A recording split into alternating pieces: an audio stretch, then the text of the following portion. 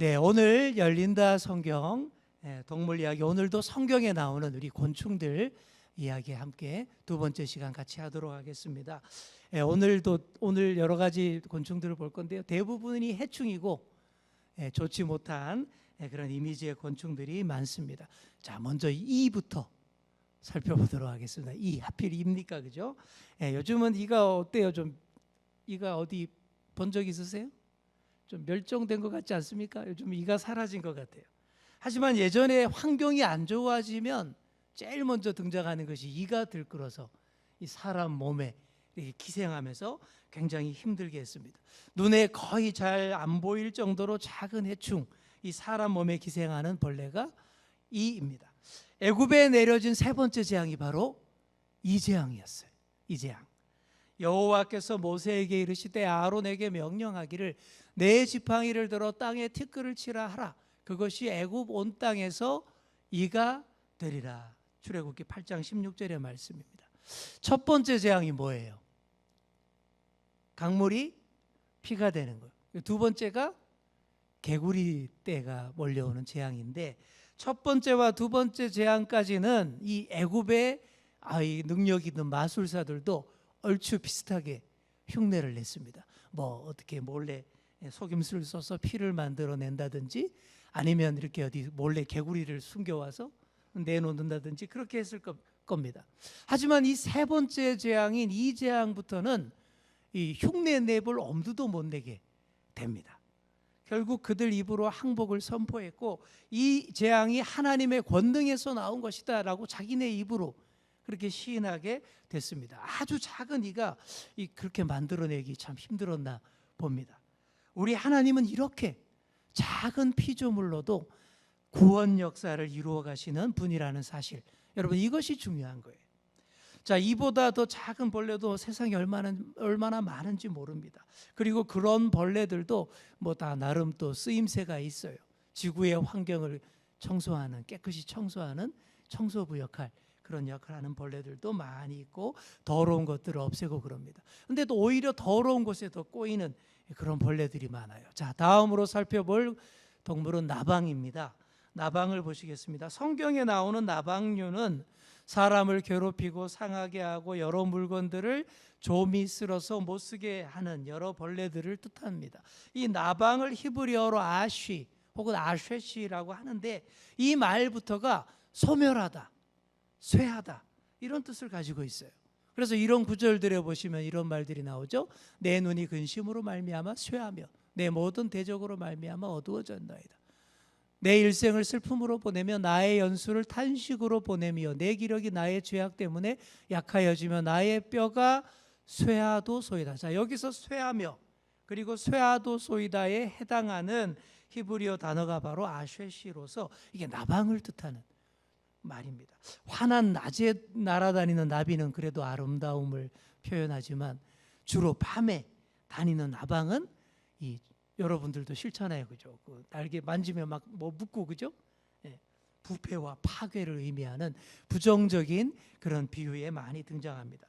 성경에 좀으로 등장하는 번역된 모든 것이 다 이 아쉐시, 나방을 가리키는 거예요. 작지만 파괴적인 이 나방, 이 좀의 힘은 특별히 우리가 입는 옷을 엄청 상하게 하는 그런 특징을 가지고 있습니다. 여러분 이런 구절도 보시기 바랍니다. 보라, 주 여호와께서 나를 도우시리니 나를 정죄할 자 누구냐? 보라, 그들은 다 옥과 같이 헤어지며 좀이 그들을 먹으리라. 옥같이 좀이 그들을 먹을 것이며 양털같이 좀벌레가 그들을 먹을 것이니, 이런 말씀들 나오죠. 호세아 선지자도 남북 왕국에 대한 하나님의 심판을 이렇게 나방과 부패로 묘사했습니다. 그러므로 내가 에브라임에게는 좀 같으며 유다 족속에는 썩이는 것 같도다.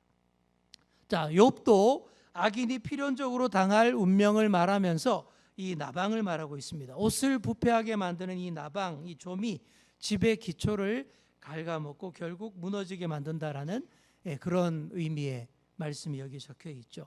자, 이렇게 나방은 좀은 성경에서 같은 뜻으로 쓰였고요. 이 땅의 것이 오래가지 못하게 만들고 상하게 만드는 그런 벌레로 이렇게 성경에 기록이 되어 있습니다. 이렇게 나방에 의해서 상할 수밖에 없는 것이 바로 이 물질 세계인 거예요. 그러나 이런 물질 세계와 달리 나방, 좀이 침투할 수 없는 세계가 있습니다. 어딜까요? 바로 영적인 세계입니다. 그래서 이 나방이라는 이 곤충이 천상에 있는 영적 세계와 이 지상의 물질 세계 간의 사이에 이 무한성과 유한성을 가르는 이 척도 역할을 하는 그런 벌레였던 것이죠. 자, 이런 말씀들이 있죠. 오직 우리 마태복음 6장 20절 우리 다시 함께 우리 같이 읽겠습니다. 시작. 오직 너희를 위하여 보물을 하늘에 쌓아두라. 거기는 좀이나 동록이 해하지 못하며 도둑이 구멍을 뚫지도 못하고 도둑질도 못하느니라. 자, 우리 야고보서도 읽어볼까요? 들으라 부한자들아, 너희에게 임할 고생으로 말미암아 울고 통곡하라. 너희 재물은 썩었고 너희 옷은 좀 먹었으며 너희 금과 은은 녹이 슬었으니. 자, 이 본문에서 야고보 사도와 예수님이 가르쳐 주시는 교훈의 핵심이 무엇입니까? 좀 먹고 썩어지고 오래 못 가고 없어질 것들에 자꾸 집착하지 말고, 그런 거 말고 썩지도 아니하고 부패하지도 없어지지도 아니하는 영원한 것들에게 관심을 두고 투자하라. 거기에 집중하라. 이런 말이에요. 그래서 하시는 말씀이 너희 보물을 어디에 쌓으라고요? 하늘에 쌓아두라. 하늘에 쌓아두라라고 말씀하십니다. 왜요? 거기에는 나방이 날아다니지 않고 좀이 쓸지 않기 때문에 영원할 수 있다라고 그렇게 말씀하시는 것입니다. 오래 못 갈 이 땅의 것들, 물질, 재물을 우리의 보물로 삼고 막 그렇게 좋아하고 그러면 안 된다라는 거예요. 영원한 것들을 우리의 보물로 삼으셔야 합니다. 그게 바로 하나님의 나라입니다. 하나님 나라에 여러분의 몸과 마음과 정성을 다 쏟으시는 그런 여러분 되시기 바랍니다.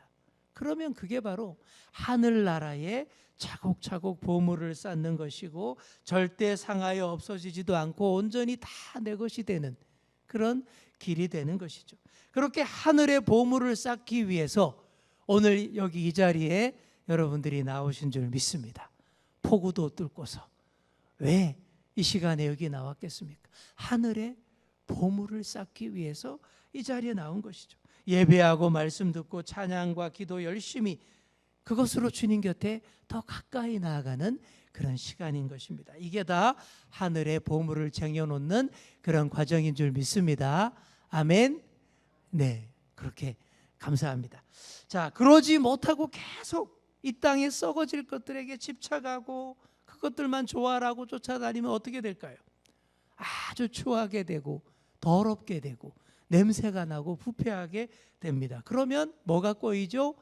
파리떼가 꼬이게 되는 것입니다. 다음으로 우리 파리 대해서 살펴보겠습니다. 자, 파리를 히브리어로 이렇게 했습니다. 한번 따라해 볼까요? 즈부브. 예, 파리를 히브리어로 즈부브라고 합니다. 구약 성경에 보시면 이런 얘기가 나와요. 이 북이스라엘 왕 중에 제일 나빴던 왕 아합 왕 아시죠? 아합 왕의 아들인 아하시아 왕이 병에 걸렸습니다. 근데 병이 잘 낫지를 않는 거예요. 그래서 이 병이 나을지 안 나을지 알아보기 위해서 미래가 불안하니까 앞으로 어떻게 될지 알아보려고 멀리 에그론에서 섬기는 신 바알세붑에게 물어보러 사람을 보냅니다. 완전히 엉뚱한 데 가서 물어보는 거예요. 이스라엘이 하나님이 다스리는 나라인데 저 멀리 있는 요상한 잡신에게 물으러 보낸 것이죠. 에그론의 신 바알세붑은 정확한 발음으로 바알즈부브라고 합니다. 그래서 바알이 주인, 왕이라는 뜻이고 즈부브가 파리라는 뜻이니까 무슨 말이에요? 파리의 왕, 파리의 주, 뭐 이런 뜻입니다. 이름부터 아주 더럽고 지저분한 것 같죠, 그죠? 정말 그대로입니다. 생각만 해도 파리가 막 꼬일 것 같은 그런 지저분한 신이고, 이름 그대로 추악한 추종자들을 이끌고 온갖 더럽고 추악한 일들을 다 일으키는 존재가 이 바알세붑, 신약시대에서는 바알세불이라고 조금 발음을 다르게 했는데 그게 같은 얘기예요. 이스라엘처럼 더운 나라에서는 파리가 심각한 전염병을 퍼뜨리는 주범이 됐습니다. 그래서 고대 근동 지방에서 파리를 신적인 존재로 숭배했어요. 특히 블레셋의 여러 도시 중 하나인 에그론에서는 바알세부 파리를 섬겼는데, 파리를 섬겨서 파리로 인한 재앙과 전염병을 막을 수 있다라고 그렇게 믿었기 때문인 것이죠. 근데 여러분, 정말 그럴까요? 정말 파리를 섬겨서 파리의 재앙을 막을 수 있겠습니까? 아니에요. 전혀 아닙니다. 더럽고 추한 존재를 섬겨서 더럽고 추한 삶을 계속해서 이 땅에서 이어나가려는 잘못된 타락한 생각일 뿐입니다. 지금도 많은 사람들이 더럽고 추한 존재를 더 더럽고 추하게 섬깁니다. 파리가 막 꼬이는 더럽고 그런 추악한 구덩이인 줄 알면서도 그 안에 막 푹 들어가서 더러운 단물을 빨면서 그렇게 이 땅에서 어떻게든 잘 먹고 잘 살아보려고 그렇게 더럽게 살아가는 인생들 얼마나 많은지 몰라요. 이게 점점 더 이 파리 대왕을 모시는 그런 사람들, 추악한 세상이 되는 것이죠. 제가 보면 정치판이 특히나 심한 것 같아요. 진짜 나쁜 놈인 줄 알면서도 막 찍어주고 우두머리로 세웁니다. 그리고는 그 곁에 파리떼처럼 들러붙어서 권력의 더러운 단물을 같이 빨고 뭔가 같이 해먹으려고 그 추악한 구덩이 속에 같이 막 꼬이는 거, 이 정치판의 모습, 얼마나 이런 모습들 많습니까? 윌리엄 골딩의 소설 파리대왕이라는 유명한 작품이 있어요. 문학 작품인데 영화로도 만들어지고 그랬습니다. 내용이 이렇습니다. 핵전쟁을 피해서 탈출하려던 어린 소년들이 탄 비행기가 태평양 무인도에 불시착하게 됐습니다. 근데 지구상의 어른들은 다 죽어버렸어요. 핵전쟁으로. 얘들만 남았어요. 12살 이하의 아이들끼리만 무인도에서 살아가게 되는데, 놀랍게도 이 어린아이들이 어른들이 하는 난폭하고 추악하고 잔인한 짓들을 이 무인도에서 똑같이 다 하는 거예요. 12살 이하의 아들이 뭘 안다고 파벌을 만들어서 서로 싸우고 힘센 애가 두목이 되어서 마음대로 폭력을 일삼고 약한 아이들을 괴롭히고 죽이는 지옥의 섬으로 만들어버린다라는 그런 내용이죠. 그 가운데에서 더럽고 추악한 존재가 정체를 딱 드러내는데 그게 바로 파리가 들끓는 파리대왕, 성경에 나오는 바알세붑이었다라는 그런 문학 작품 얘기입니다. 옛날 저는 여름만 되면 파리채 들고 열심히 파리 잡았습니다. 막 숫자까지 세가면서 야 오늘 몇백 마리 잡았다.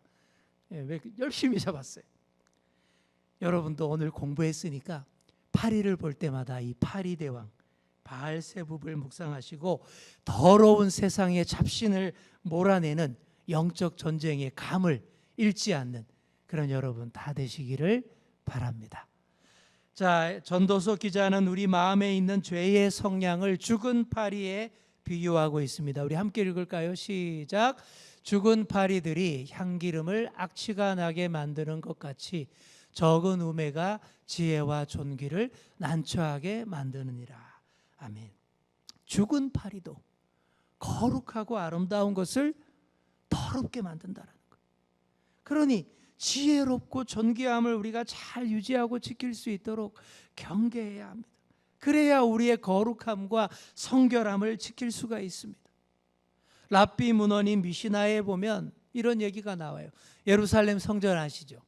성전에 뜰에 뭐가 있어요? 번제단이 있지 않습니까? 수많은 희생양을 바치는 번제단이 있는데 그 번제단 옆에 도살 테이블이 있어요. 각을 뜨고 짐승을 잡는 도살 테이블이 있는데 이 도살 테이블에 파리가 한 마리도 없다.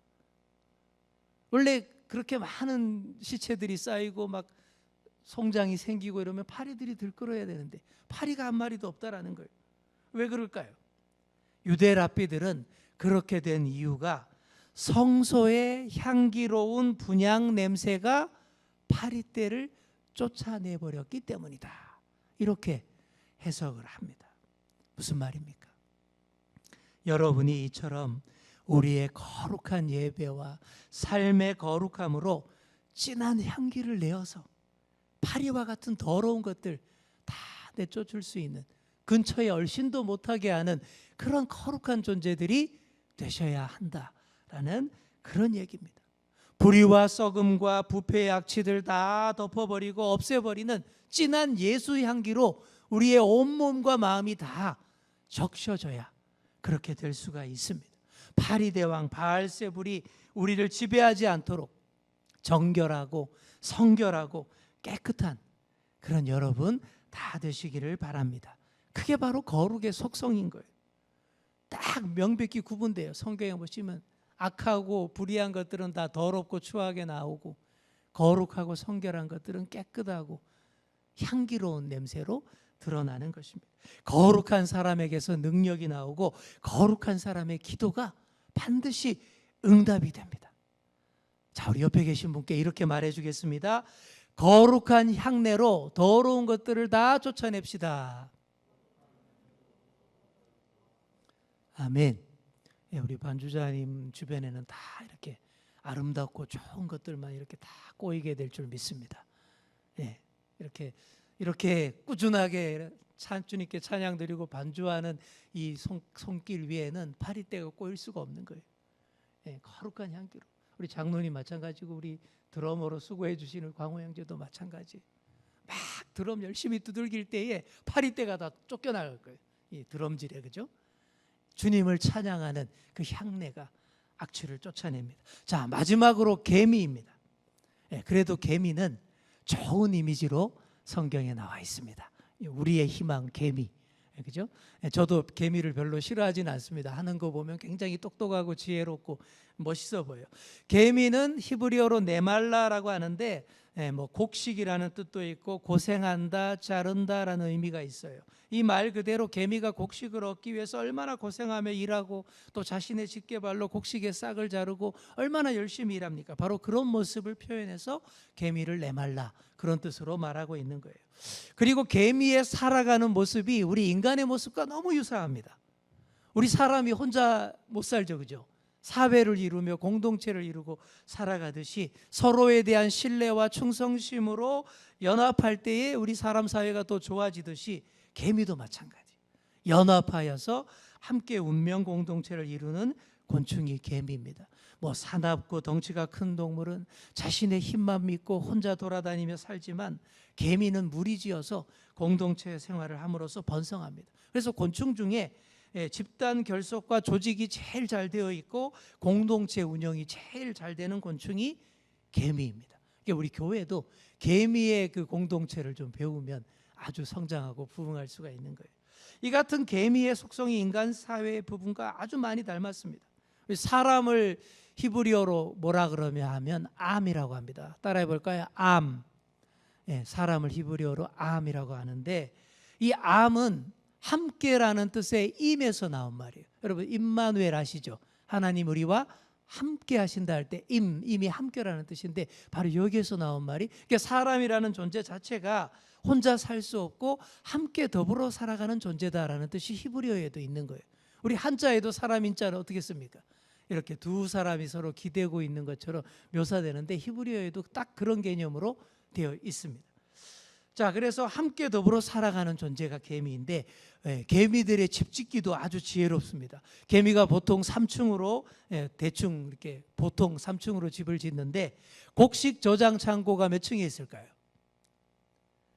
반드시 2층에 있다라고 합니다. 제일 위에 하면 비가 많이 올 때 무너질 수 있고 다 떠내려가잖아요. 제일 밑에 놔두면 또 땅의 이슬로 인해서 무너질 수 있기 때문에 안전지대인 중간인 2층에다가 곡식 저장 창고를 짓는다라고 합니다. 얼마나 똑똑합니까, 그죠? 그리고 개미는 정말 열심히 일하는 곤충입니다. 그건 누구나 트집 잡을 수가 없어요. 미래를 대비해서 식량을 비축할 줄 아는 그런 곤충입니다. 몸집이 큰 동물들은 배가 고파서야 비로소 어슬렁어슬렁 사냥하러 나가지만 개미는 미리부터 준비하고 또 식량도 저장해 놓을 줄 알고 특히 여름철 더운 여름철에 풍성한 그 여름의 곡식들을 모으는 노동을 통해서 겨울을 대비합니다.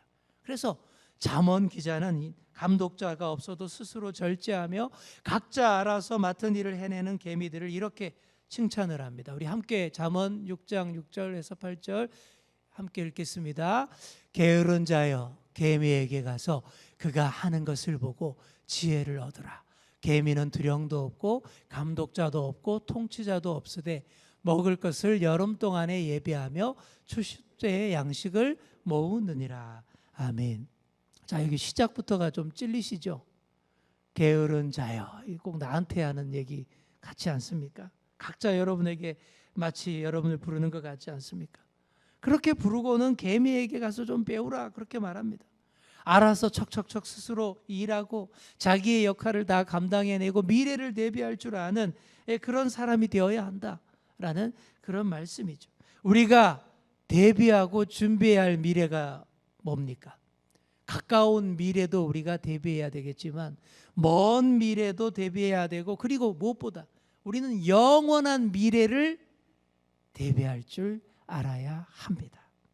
완성되는 하나님 나라에서 살게 되는 때가 바로 우리가 영원히 준비해야 할, 대비해야 할 영원한 그런 미래인 것이죠. 그날을 위해서 개미처럼 부지런히 일해서 하늘의 보물을 쌓아두고 비축해 둘 수 있어야 한다라는 그 말씀인 것이죠. 유대인들이 개미를 얼마나 높게 좋게 평가하는지 탈무드에도 이런 말이 나옵니다. 우리에게 토라가 주어지지 않았다면 고양이에게서 중용을 배우고 개미에게서 정직을 배우고 비둘기에게서 자비를 배우고 닭에게서 선행을 배웠을 것이다. 그러니까 한마디로 이제 토라, 모세오경이 주어졌기 때문에 우리가 행복하다 이런 얘기인데, 이 중에 나오는 말 보면 고양이에게 배울 중용이 뭔지 비둘기의 자비, 닭의 선행이 뭔지는 제가 하나도 모르겠습니다. 근데 중간에 개미에게서 정직을 배우라는 말은 알겠습니다. 여기서 말하는 정직이 어떤 정직이에요? 콩 심은 데 콩 나고 팥 심은 데 팥 난다라는 그런 정직이에요. 땀 흘려 일한 대로 거두게 된다라는 그런 정직을 말하는 것입니다. 정말 유대인들에게 개미는 열심히 일하여 미래를 대비하는 지혜로운 곤충이었습니다. 뭐 오늘날 현대 사회가 돼서 좀 그런 그 유명한 고전 우화 개미와 배짱이 아시죠, 그죠? 그 얘기도 요즘은 많이 변질되었습니다, 그죠? 열심히 일만 한 개미는 나중에 노년에 관절염, 신경통, 골병 들어서 꼼짝 못하게 되고, 반면에 열심히 노래하고 놀던 배짱이는 K-팝 대중가요 음악계의 스타가 되어서 성공하더라 라는 그런 얘기들 요즘은 많이 합니다. 하지만 그것은 전통과 고전을 조롱하고 비틀기를 좋아하는 자들의 말이고, 개미에게서 정말 배울 것이 많다라는 사실은 우리가 부정할 수가 없다라는 사실, 여러분 꼭 기억하시기 바랍니다. 자, 오늘 여러 벌레 이야기들을 했습니다. 해롭고 더러운 벌레 이야기 많이 했어요. 파리가 꼬이고 조미스러 부패하고 못쓰게 되는 그런 인생 되지 말라고 말씀을 드렸습니다. 그렇게 되지 않도록 거룩한 우리 주님의 향기로 온 몸과 마음을 흠뻑 적시며 살아가시는 그런 여러분 다 되시기 바랍니다. 그리고 개미처럼 부지런히 영원한 미래를 위해서 대비하고 준비하고 영원한 양식을 저장해 놓을 줄 아는 그런 여러분 되시기 바랍니다. 그게 바로 보물을 하늘에 쌓아두는 거예요. 보물을 하늘에 쌓아두면 필요할 때 우리에게 그 보물이 뚝뚝 떨어집니다. 우리의 삶이 보물처럼 빛나게 됩니다. 보석처럼 빛나고 좋은 향기로 악취를 다 쫓아낼 수 있게 됩니다. 더러운 것들 다 몰아낼 수 있게 됩니다. 바로 그렇게 보석같이 빛나고 향기 나는 삶으로 이 세상을 깨끗하게 정화시킬 수 있는 그런 저와 여러분 다 될 수 있기를 간절히 축원합니다.